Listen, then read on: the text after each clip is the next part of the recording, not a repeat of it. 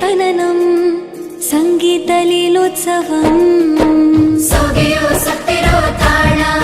ಎಲ್ಲ ನೋಡುವ ಕಣ್ಣಿಗೆ ಯಾನ ಹಾಡಿನ ದಿಬ್ಬಣ ಕಾಣ ಇಂದು ಹಬ್ಬವೇ ನಮ್ಮಲ್ಲಿ ಜಾಣ ಮಾಧುರ್ಯ